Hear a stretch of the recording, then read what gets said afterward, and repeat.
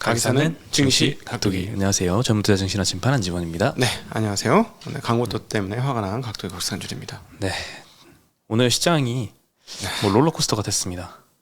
네, 오늘 왜 이렇게 많이 빠졌는지 좀 의아하실 분이 굉장히 많을 것 같은데 네, 채권 시장 피바다입니다. 급박한 상황이 전개가 됐었고 장중에는 뭐 코스닥이 플러스 1% 가다가 결국에는 종가로는 마이너스 1% 근처로 마감을 했습니다. 코스피도 마이너스 0.5%로 마감을 했고요.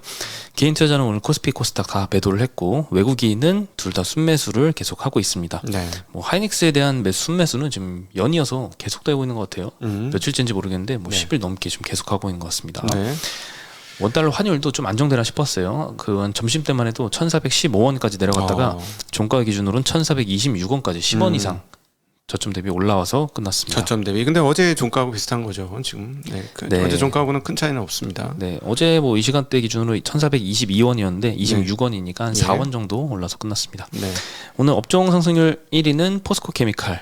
여전히 이어서. 2차 전지가 강하네요. 예. 3.5% 상승을 했고요. 이번에 그 에코프로가 실적을 3분기죠. 3분기 실적을 어마무시하게 발표했더군요. 네, 어제 네. 그 실적 발표했다라고 말씀을 드렸었는데 컨센 대비해서는 워낙 1분기, 2분기에 어닝 서프라이즈를 놀랍게 발표를 했기 때문에 네. 이번에도 서프라이즈긴 하지만 뭐 엄청 놀라울 정도는 아니었어요. 근데 이 에코프로 BM 말고 에코프로 같은 경우는 에코프로요? 네, 네. 에코프로 같은 경우는 지금 시가총액 대비 갑자기 이 성장률이 반영이 되면 전년 대비 뭐 300% 증가하거든요. 근데 뭐 이 정도 계속 성장하진 않겠지만 여기서 조금만 더 성장해도 현재 주가가 비싸지 않은 정도 수준으로 2차 전지 중에 제일 싼 주식이 오히려 에코프로 같습니다. 네. 실제 가서 이렇게 나온다는 가정을 할 수 있다면 근데 항상 이 좋게 보이는 종목은 주가가 이미 조금 올라가 있죠. 올라 있죠. 네. 올해 뭐 신고가 수준까지 올라와 있습니다, 지금. 네. 네. 어쨌든 뭐 실적이 2천억 정도가 나왔으니까 분기 실적이 영업이 많이 나왔습니다. 네. 네. 그리고 철강금속 섹터가 두 번째 상승률을 기록을 했고요. 사마 알미늄이 뭐 하나증권에서 2차 전지용 뭐 알루미늄 박 급성장을 전망을 하면서 오늘 7% 급등을 했고요. 네. 포스코 홀딩스도 여전히 좋습니다. 여기는 요즘 철강주로 보는 시각보다 2차 전지주로 보는 시각이 슬금슬금 나오고 있습니다. 2% 상승했어요. 네. 네. 그리고 현대제철도 1% 정도 떨어졌습니다. 현대제철은. 그렇죠. 포스코홀딩은 리튬 뭐 저기 호수도 네. 있다고 하니까 연봉을 갖고 있죠. 네. 그리고 보험 섹터 역시 채권 금리가 올라가니까 보험 섹터 상승을 했고요. 메리츠화재, 현대해상, DB손보가 1%대 상승을 했고요. 그건 좀 신기하다. 지금 보험회사가 오를 땐지 모르겠네. 왜요? 근데 건설사도 저기 증권사도 하나도 빠진 데는 없어요. 지금 채권 시장 피바다인데. 지금 그 저기 국제금리가 한 10bp 올랐잖아요. 모두가 다. 10bp가 올릴 리가 없죠. 지금 미국에서는 금리가 떨어졌는데 지금 한국 내부적인 상황입니다. 이거는 골 때려요. 조금 이따 말씀드리겠지만. 네. 그리고 건설주가 오늘은 제일 많이 받았습니다. 건설주 요즘 막 올랐다 떨어졌다 난리도 아닌데요. 내일 다시 오를 수도 있어요. 뭐 그럴 수도 있죠. 지금 얘는 지금 죽느냐 사느냐 기로에 서 있어요. 네. 네. 참 이슈가 참 많습니다. 순식간에 어떻게 부도 소리 나오네. 네, 그러게요. 황당하네, 진짜. DLENC, 현대건설, DL건설, 뭐 태영건설, GS건설, 현대산업개발 2에서 4%씩 오늘 다 하락을 했습니다. 네, 그리고 의료정밀 섹터, 유통 섹터가 그 연이어서 빠졌고요. 아무래도 요 건설 시장 이야기부터 해야 될 것 같아요. 일단 어제도 그 레고랜드 사태 관련해서 말씀을 드렸고 그 이후에 이제 증권사와 이제 건설사 참 신용 위기가 좀 많이 불거지고 있다고 말씀드렸는데 이 얘기들이 점점 증폭되고 있는 상황이 펼쳐지고 있고요. 오늘도 뭐 일부 건설사 뭐 이름까지 거론이 됐는데 뭐 그 증권사도 네. 마찬가지로 뭐 부도 직전이다 뭐 이런 식으로까지 이야기가 돌 정도로 상황은 좀 심각한 상황인 것 같습니다. 다행히 오늘 단독 보도로 한 3시경에 레고랜드는 강원도가 채무를 뭐 갚기 위한 예산을 편성했다는 보도가 일단 나와서 마무리될 것 같은데 이미 이 레고랜드 사태가 이 올려놓은 채권 이 발행 시장 이 상황 때문에 그동안 자금 조달이 힘들어서 유상증자를 이미 발표해버린 채권 시장에서 자금 조달이 안 돼서 어쩔 수 없이 유상증자를 두 개밖에 발표해서 없어요. 주가가 작살난 기업도 있습니다. 채권 시장에서 자금 조달이 안 되면 두 가지밖에 없죠. 유상증자를 하거나 은행에서 돈을 빌려야 되는 거예요. 네. 그거밖에 없는 거예요. 근데 은행에서도 한도가 있잖아. 돈을 빌려주려고 하는데 한도가 있으니까. 그렇죠. 그리고 근데 또 은행도 계속 자금 조달을 해야 되는데 지금 이게 악순환입니다. 은행에서 자금 조달하면 어떻게 돼요? 예금이 들어오거나 아니면 채권을 발행하는 거죠. 뭐 후순위채든 무슨 채든 은행채를 발행해요. 근데 은행채를 발행하는데 은행채가 지금 금리가 어떻게 나와? 엄청 높게 나와. 네. 그러니까 다른 채권들은 어떻게 돼? 발행할 수조차 없어. 그렇죠. 예를 들면 뭐 네. 시중은행이 채권을 발행하면 이게 다 금융지주 산하에 있다 보니까 신용등급이 높잖아요. 네. 근데 5% 지급한다. 그러면은 그보다 그럼 신용등급 안 되는 회사들은 10% 지급해야 돼. 그러게요. 10% 15% 지급해야 돼. 그리고 또 발행한다고 해서 팔린다는 보장도 없어. 골 때리는 거죠 지금 상황이. 네.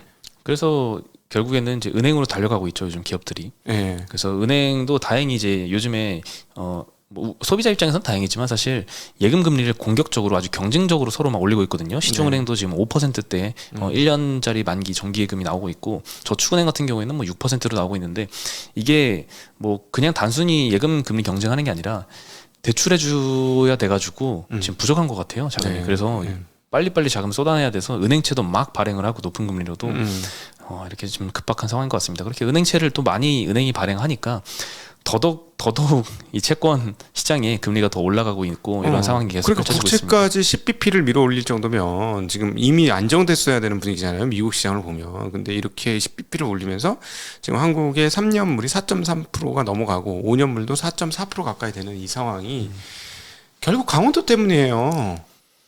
아니 여기 쌍욕 나와 진짜. 아니 지금 갚겠다고 아니 처음부터 갚지 왜 이렇게 되면 강원도가 돈을 안 갚으면 우리나라를 믿을 수 있어요? 그렇지 않습니까? 그렇죠. 물론 이제 뉴욕주 뭐 이런 건 아니지만 어쨌든 강원도가 돈을 안 갚았어. 그러면은 뭐 예를 들어 경상도 뭐 전라도 뭐 어디 충청도에서 발행하는 채권을 이제 채권자들이 믿을 수 있겠냐는 거예요. 자 그러면 국가 수준의 정부가 지방 정부가 돈을 안 갚으면 회사채 믿을 수 있습니까? 믿을 수가 없죠. 금리 다 폭등하겠죠. 아니 정부가 돈을 안 갚는데 회사를 어떻게 믿어? 회사 따위를 정부가 돈을 안 갚는데 난리 난 거죠 지금 이번 거. 그러니까 사실은 이제 저희가 먼저 조금 더 빨리 좀 죄송한 것은 좀 이걸 타이트하게 다뤘어야 되는데 그냥 무사히 지나가길 바랍니다. 무사히 지나가길 바라는데 이게 점점 한 번 이렇게 언론에 나온 정도가 되면 상당히 골맞기 때문에 언론에 뜬 거고요. 결국 이게 지금 사건으로 이렇게 나온 거고 무사히 지나가기를 바랍니다. 근데 사실은 그동안에 이거 빼고는 상황이 나쁘지 않았거든요. 갑자기 체한 느낌이야. 체력 좋은 이렇게 등치 좋은 애들이 먹고 체했어. 근데 잘못하면 죽느냐 사느냐야. 체해가지고. 뭐 지금 그런 분위기입니다. 네, 근데 뭐 부도 뭐 이렇게 신용 경색 위기에 빠진 기업들이 신용 등급이 낮은 회사들은 아니거든요. 그리고 어저께 말씀드렸던 이 전단체 금리가 하루 만에 100bp 올라갔다는 것도 A2, A1 이렇게 굉장히 높은 등급 채권들이거든요. 근데 오늘 그 AA 등급 회사채 기준으로 발행 금리가 연 5%를 넘었다고 하는데 이 3년물 AA- 회사채 금리와 국고채 금리 차이 이 신용 스프레드라고 하죠. 이게 1.166% 포인트까지 벌어졌다고 합니다. 이게 12년 만에 최고 수준이라고 하는데요. 네. 오늘 신한투자증권 김상훈 연구원은 요 1.166% 포인트가 도대체 얼마나 심각한 위기냐? 유럽 재정위기와 미국 신용등급 강등되기 직전 수준 2010년도 그때 수준이라고 네. 하고요. 현재 그 가격 정도를 반영하고 있는 거니까 굉장히 심각한 수준까지 금리가 네. 올라와 있는 건 맞는 것 같습니다. 그러니까 이게 강원도 발이라니까 강원도 발 전부. 물론 이제 PF를 많이 했죠. 작년 재작년 너무 좋으니까 흥청망청했어. 그러니까 이거 좀 많은 거 아니야 했는데 이게 딱 트리거가 된 겁니다. 지금 이번 강원도 건이. 근데 이제 1월 말까지 이제 갚겠다는 뉴스가 이제 이데일리를 통해서 지금 올라오고 있는데 수습이 됐으면 좋겠어요. 이거는 정말 바보 같은 일 아닙니까? 아니 돈이 없는 것도 아니고 돈이 있었는데 이런 진짜. 그래서 오늘 피해본 회사가 바로 롯데지주 오늘 거의 9% 정도 주가가 하락을 했는데요. 그 보수적인 롯데지주가. 예, 롯데 일단 건설부터 문제가 시작을 합니다. 롯데건설이 자금 경색이 빠져서 돈이 좀 많이 필요한 상황인데 조달이 안 되잖아요. 회사채 시장에서. 그래서 이 큰 회사가 자빠질 수 있는 거예요. 당연히 레버리지가 크니까. 그렇죠. 근데 롯데건설 모회사가 롯데케미칼인데요. 뭐 도는 이야기로는 뭐 10% 넘게 금리를 줘도 회사채 시장에서 발행이 안 돼서 그래서 이 롯데건설이 유상증자를 결정을 했다고 합니다. 네, 그래서 모회사가 직접 사주겠죠. 네, 그렇죠. 여기 상장 비상장의 회사니까 이제 지주가 제일 많이 갖고 있겠죠. 롯데케미칼이 43% 들고 있고요. 그리고 뭐 다른 회사 호텔 롯데였나 거기가 또 비슷하게 들고 있는데 네. 롯데지주는 롯데케미칼을 들고 있는 대주주입니다. 그것도 뭐 25% 정도 들고 있는데 뭐 어쨌든 그가 이 회사채 시장이 이렇게 많이 경색된 게 강원도가 아무래도 한 몫을 크게 했고. 아 그것 때문이라니까. 네, 근데 뭐 이제 갚는다고는 해서 뭐 갚으면은 강원들은 뭐 우린 갚았다라고 할 수 아유, 있겠지만 그 사이에 피해를 본 기업들이 이렇게 많습니다. 그럼요. 이게 신용이라는 게 한 번 경색되면 체하는 거나 똑같은데 체해서 사람 죽자 사자 할 수도 있는 거거든요. 이게 아니 건강한 애야 건강한 애인데 체해가지고 죽을 수도 있는 거야. 이게 신용 경색이 그렇게 무서운 거예요. 신용이라는 게 한번 왜냐면 우리 지금 사이가 좋은데 서로 안 믿기 시작했어 한번. 점점 안 믿어. 그럼 이제 개판 나는 거거든. 개판 나는 거예요. 이게 서로 모르는 사람끼리 아 맞아 얘 이러니까 믿을 수 있어 이러고 있었는데 한 명이 딱 못 믿어. 탁탁탁탁. 그래서 신용위기가 오는 거죠. 그래서 신용위기가 무서운 거고 이게 시스템적인 위기인 거고요. 그나마 다행인 건 한국은 은행이 굉장히 건전합니다 지금. 그래서 그건 생각 안 하셔도 될 것 같습니다. 네. 생각하기도 싫고요. 은행이 자빠지면 어떻게 돼? IMF지 뭐. 그게 IMF예요. 은행이 자빠진 게 IMF. 은행이 안 자빠졌으면 IMF도 그냥 넘어갈 수도 있었어. 오늘 은행주도 주가가 좋았거든요. 네. 사실 이렇게 금리가 높은 상황이면 요즘에 신용대출은 좀 사람들이 많이 갚는데요. 네. 미리 만기가 안 돼도 뭐 상환을 빨리빨리 한다고 하는데 이자 부담이 되니까 이렇게 이제 고금리 시대가 되면은 대출 증가율이 떨어질까봐 좀 걱정을 많이 하잖아요. 네. 은행주 입장에서는 이제 P와 Q 중에 Q 요인일 텐데 이렇게 이제 기업들이 가계 대신에 이렇게 대출을 또 많이 이렇게 해주니까 은행주 입장에서는 사실 뭐 NIM 그 순이자 마진만 나오면은 Q가 늘면 좋긴 한 거죠. 그렇지. 순이자 마진도 의외로 잘 늘고 있고요. 그렇지. 은행은 지금 이 상태에서 은행이 문제만 없다면 3, 4분기, 4, 4분기 이익이 급증하겠구만. 네, 그러네요. 네. 네. 근데 만약에 이렇게 은행채 발행하고 예금 금리 비싸게 줘가지고 대출을 열심히 해줬는데 거기서 이제 문제가 하나 둘 생기기 시작하면 그럼 또 충당금 쌓고 여기서 또 그렇죠. 새로운 문제가 또 발생을 하겠죠. 네. 일단은 단기 실적은 뭐 좋아질 것 같습니다. 네. 네, 그리고 전일 넷플릭스가 몇 프로 엄청 급등을 했던 것 같아요. 시간 외에서 지금 시간 외에서 많이 올랐습니다. 네, 시간 내에서는 오른 게 없고요. 네. 네, 3분기 가입자가 241만 명 증가했다고 하네요. 전분기 대비. 네. 그동안 상반기에 계속 줄어가지고 막 쇼크나고 이랬었잖아요. 네. 117만 명이 상반기에 이제 가입자가 감소를 했는데 뭐 요거 다 커버하고 이미 플러스로 전환을 했네요. 근데 저 넷플릭스 측에서 이제 우영우랑 수리남 이런 뭐 한국 콘텐츠가 큰 기여를 했다라고 언급을 하면서 국내 미디어주가 장 초반부터 굉장히 좋았는데 그래도 뭐 상승폭은 좀 반납해서 끝났지만 그래도 뭐 에이스토리 같은 경우는 10%나 많이 올랐고요.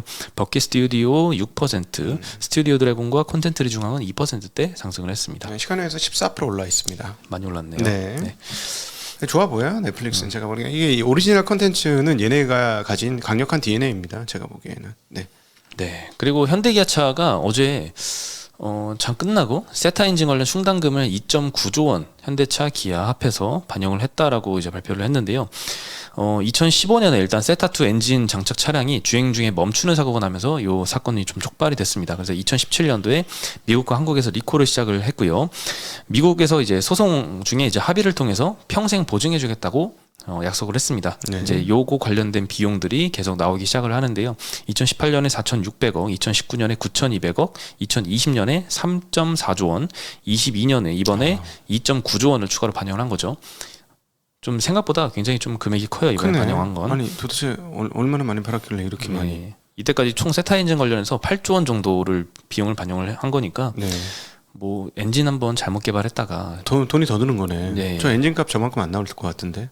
엔진값 따로. 그렇죠. 엔진을 교체하는데 리콜 관련된 비용이 또 추가로 부수적으로 비용이 많이 엔진값만 드니까. 해는 저 가격 안 나올 것 같습니다. 네, 그래서 추산하는 것도 대당 뭐 엔진이 한 400만 원이면 공임 200만 원 정도로 지금 추산은 하고 있습니다. 네.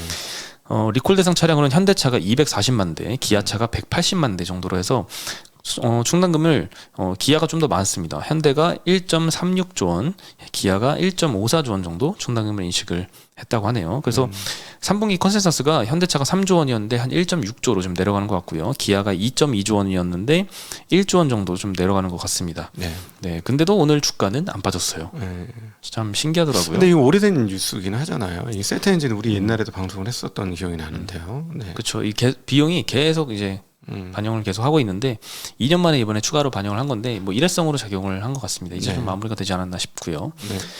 네, 뭐 증권사들 목표가 많이 하향은 했는데 진짜 문제는 이제 사실 세타 엔진보다도 내년도에 이 지금의 공급 부족 상황이 공급 과잉으로 전환될지 요게 사실 자동차 업종에서는 제일 중요한 네. 이슈일 것 같습니다. 미국 회사는 벌써 타격을 입고 있고요. 네. 네, 관련된 이슈가 이제 좀 나오기 시작을 하긴 했죠. 네. 네, 그리고 2차 전지가 오늘 강세를 보였는데 유럽 가스 가격 많이 빠졌더라고요. 많이 빠져. 110대 유로, 112유로. 네, 2차 전지 좋을 때 사실 동박업체들은 그 폴란드 같은데 이제 유럽에 공장이 있는데 거기서 이제 전기세가 너무 많이 나와서 네. 어닝 쇼크가 많이 났었습니다. 근데 이제 유럽 가스 가격이 이렇게 빠져주면 그게 조금 해결되지 않을까 생각이 들긴 하네요. 오늘 네. 동박업체들이 장중에 좀 많이 올랐었는데 아침부터 솔루스 첨단 소재는 11% 정도 급등을 했고요. SKC, LG머티리얼즈도 많이 올랐는데 뭐 거의 보합으로 마감을 하긴 했습니다. 네. 오늘 상승폭을 많이 반납을 했어요. 그리고 LNF, 에코프로 BM도 오늘 많이 올랐습니다. LNF 같은 경우는 4%나 크게 상승을 했는데요. 뭐 IRA 수혜 전망하는 리포트들이 요즘 계속 많이 나오고 있습니다. 오늘도 KB증권에서 중국 업체들이 미국 진입이 불가능한 상태여서 완성차 업체들의 러브콜이 계속될 것이다. 26년도 기준으로 글로벌 캐파가 55만 톤인데 이 중에 18만 톤을 미국에서 생산할 걸로 추정이 된다. 근데 소재 업체 중에 이 미국 생산 비중이 가장 높은 축에 속한다라고 하면서 계속 IRA 법안 수혜는 계속된다라고 전망을 많이 여기저기서 많이 하고 있네요. 네. 방금 전에 그 가스감 얘기인데 가스가 또 떨어져서 110일이에요. 네. 근데 이게 전쟁 전에 90달러 중반대 내외를 했습니다. 예. 그러니까 90달러 뭐 한 85에서 95달러 정도 수준을 왔다 갔다 했었거든요. 전쟁 전에. 많이 떨어지네. 어디까지 왔었죠? 고점이? 고점이 잠깐만요. 고점은 300유로가 넘었었구나. 330유로 정도까지 갔었어요. 그게 지금 110유로라고요? 3분의 1 토막 났네요. 8월 26일 날 330유로 정도 했는데 그게 111유로로 두 달 만에 반토막 났습니다. 세 반토막. 엄청나네요. 네, 그래서 2분기에 어닝 쇼크 났던 게 이 한창 유럽 가스 가격이 많이 올라가고 있던 뭐 와중이었고 네. 3분기 중순까지 좀 피크를 치고 이제 내려오기 시작하니까 아마 3분기까지는 요 비용이 좀 부담이 될 것 같고 4분기부터는 조금 해소가 되지 않을까 싶습니다. 네. 그리고 오늘 카카오가 11시에 긴급 기자회견을 열었더라고요. 그래서 대표가 사임하고 뭐 여러 가지 이슈가 있었는데 궁극적으로는 IDC 자립화에 나설 것이다라고 발표를 했습니다. 내년 9월 달에 그래서 안산에다가 데이터 센터를 완공을 할 계획이고요. 네. 24년도부터 가동을 하는데 이 관련된 투자 비용이 4,600억 정도인데 뭐 재무제표 보니까 형용상 자산으로 충분히 감당이 가능하더라고요. 대신 영업이익이 확 줄죠. 그렇죠. 이 회사 1년 영업이익이 5천억인가? 이었는데 투자 비용 3년 나눠서 4,500, 600억 하면 영업이익은 확 주는 거지. 그렇죠. 예, 예상했던 바입니다. 네. 근데 뭐 다 예상했던 바라서 주가에 큰 영향은 요거 관련된 영향은 뭐 없었던 것 같고요. 오늘 남궁훈 카카오 대표가 사퇴 발표를 했었는데 제가 이게 방송을 하면서 자료가 이렇게 누적이 되잖아요. 네. 이게 좋은 게 예전에 어떤 말을 했는지 검색이 되더라고요. 그래서 네. 검색해봤더니 제가 2월 10일쯤에 남궁훈 카카오 대표가 이제 취임을 하는 그 관련해서 언급을 해드렸었는데 그때 카카오 주가가 15만 원 회복할 때까지 최저임금 연 2,300만 원만 받겠다라고 언급을 했었습니다. 네. 근데 그때 당시 주가가 8만 원까지 빠진 상태였거든요. 네. 그래서 주가 2배 올려야 되는데 좀 힘들겠다 싶었는데 지금 주가가 더 빠졌잖아요. 5만 원이다 보니까 네. 와 15만 원까지 올리려면 3배를 올려야 되는데 네. 그래서 사퇴를 하긴 했습니다. 근데 결국 최저임금이 영향을 미친 건가요? 사태? 그건 더 모르겠습니다. 이상 최저임금 받고는 못 살겠다. 아마 엄청 아쉽지는 않았을 수도 있지 않을까. 죽을 때까지 최저임금 받아야 될 수도 있는. 죄송합니다. 꽤 오랜 기간 최저임금을 받아야 될 수 있는 상황이니까 이 돈 받고는 내가 경력이 얼마인데? 딴 데 가는 게 경력직인데. 낫다라고 생각을 할 수 있겠죠. 어디 가면 뭐 사람으로서. 2억 3천 23억 받을 사람이 2,400만 원 받고 이래?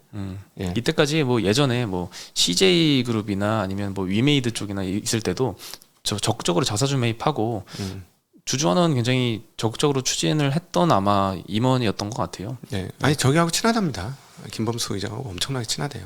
네. 그래서 주식 관련된 걸로 많이 이제 돈도 버신 것 같은데 이번에 카카오도 도전을 해보려다가 요거는 조금 어려워진 것 같습니다.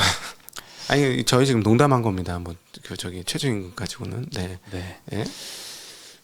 그리고 정부에서도 이게 또 우려 사항 중에 하나였죠. 도대체 규제가 나오긴 나올 텐데 윤석열 대통령까지 뭐라고 한 상황이니까 오늘 정부에서는 이제 국민 영향이 높은 통신 서비스를 국가 핵심 기반으로 지정하는 방안을 추진하겠다고 언급을 했습니다. 원자력 발전소나 댐 같이 국민 안전에 직결된 것으로 보고 최고 수준의 안전관리 대상에 포함하는 개념인데요. 카카오나 네이버 등은 당연히 포함이 될 것 같고요. 포함되면 이제 데이터를 다중화하는데 추가로 여러 비용이 발생될 걸로 예상이 되는데 이 와중에 뭐 SI나 뭐 NI 네트워크 통합업체 이런 업체들이 수혜 기대감에 좀 오늘 주가는 상승을 했습니다. 그렇죠. 네. 네, 네이버나 카카오는 오늘 한화투자증권에서 여전히 목표가 내리는 리포트는 요즘도 계속 나오고 있고요. 네이버가 오늘 2%대 하락을 했고 카카오는 많이 빠져서인지 오늘 0.8% 상승해서 끝났습니다. 네. 장중에는 또 많이 올랐었는데 특히 아침에는 근데 좀 상승폭을 오늘 많이 반납을 한 종목들이 많네요. 오늘 뭐 인성정보 상한가 같고 비트컴퓨터, KINX는 9%, 5%씩 네. 상승을 하면서 반사수의 기대를 좀 얻고 있습니다. 예. 네, 그리고 주식 양도세가 2년 유예 될 줄 알았는데 무산될 가능성이 좀 커졌다고 하네요. 거의 확실하다고 그러지 않았었어요? 거의 확실하게 추진을 했는데 야당이 끝까지 반대를 해가지고 결국에는 통과 안 되는 거를 우려해서 여러 기관들은 다 이미 준비를 하고 있는 상황입니다. 네, 일단 연내 입법을 해야 되는데 입법도 지금 안 될 상황이고요. 한국거래소 자회사 코스코홈이 이제 원천징수를 위한 전산 시스템을 연내 설치하기로 했습니다. 원천징수를 하기로 한 것도 조금 아쉬운 부분이긴 한데 미리 떼잖아요 세금을. 그리고 나중에 다시 준다는 거지. 그것도 신고를 해야 줄 거 아니야. 그렇죠. 자동으로 안 줄 거 아니야. 그러니까 네. 예를 들어서 5천만 원 벌어서 5천만 원 손실 난 거를 두 개를 같이 까면 제로인데 5천만 원 번 거에 대해서는 세금을 내고 5천만 원 잃은 거에 대해서는 나중에 가서 신고를 해야지 환급을 받는다. 이 개념인 거잖아요. 그렇죠. 골 때리네. 그래서 일단 뺏는 게 기분 나쁘고 그리고 또 투자에 활용할 수 없다는 측면에서도 좀 이것도 뭐 기회 손실이죠. 진짜. 뭐 어쨌든 이런 제도가 내년부터 도입이 될 가능성에 대해서 더 준비를 하고 있습니다. 해외 주식은 뭐 상계가 되잖아. 연말에 해가지고. 그렇죠. 그 증권사한테 그거 하면 됐는데 왜 돈이 다 없어져가지고 세금 못 낼까봐 그러는 모양이지? 오링 나가지고 신용 반대매매 맞아가지고 그런 모양이네. 그거네. 모르겠어요. 아 그렇게 못 믿어서 되겠습니까 이거? 아 나 진짜. 그 증권사들도 이제 내년부터 금투세 도입된다라고 가정을 하고 지금 원천징수 시스템을 준비를 하고 있고요. 근데 올해 안에 저 원천징수가 너무 복잡해서 시스템 다 도입하기가 좀 어렵다고 얘기를 들었는데 말이죠. 근데 뭐 너무 복잡하대요 저거. 하긴 해야죠. 예. 도입이 당장 된다면 뭐 당장 해야죠. 아니 상계 처리를 그냥 현장에서 해줘. 아 나 진짜. 네 죄송합니다. 오늘 강원도 때문에 짜증 나가지고 계속. 네. 네, 그래서 이제 개인 투자들도 당연히 이 증권사들 준비하는 것처럼 준비할 필요가 있어 보여요. 당장 내년 지금 채권 투자한 거 만기가 만약 내년까지 있으면 소득이 내년으로 기속될 수도 있잖아요. 네. 네, 뭐 이런 것들 뭐 세금 안 낼 줄 알았는데 세금 내네 이런 이런 상황이 버텨야 되네. 이런 상황이 벌어질 수도 있습니다. 그렇지. 올해 많이 빠졌으니까 내년에 벌면 많이 벌을 텐데 그럼 당연히 세금 낼 가능성이 높은데 올해 손절매 안 하고 버텼다가 내년에 손절매하고 딱 하면 연말에 또 세금 신고 근데 또 해야 되고 아 귀찮아 죽겠네 진짜. 네. 네, 그러네요. 그렇습니다. 그래서 염두를 해두고 관련된 준비도 우리 투자자들도 해야 된다. 단 5천만 원 이상입니다. 양도 차익은 네. 세금은 5천만 원 이상분에 대한 5천만 원 이상 그러니까 나 계좌 500만 원이야. 그런 분은 걱정 안 하셔. 10배 이상 나면은 걱정하시면 됩니다. 10배 이상 수익이 나면. 네, 이거 대비해서 ISA 계좌를 그동안 캠페인을 많이 했었잖아요. 근데 네. 이게 싹 들어갔었어요. 2년 유예될 줄 알고. 근데 또 연말 되면 또 다시 생기지 않을까 싶습니다. 네. 네, 오늘 소식은 여기까지입니다. 참 긴박했던 하루였던 것 같은데 네. 이런 우려들이 이제 싹 사라졌으면 좋겠네요. 네, 만약에 잘못되면 이건 굉장히 큰 일로 발전을 할 수 있기 때문에 네. 빨리 안정화되길 바랍니다. 네. 네, 여기서 저희는 인사드리겠습니다. 네, 안녕.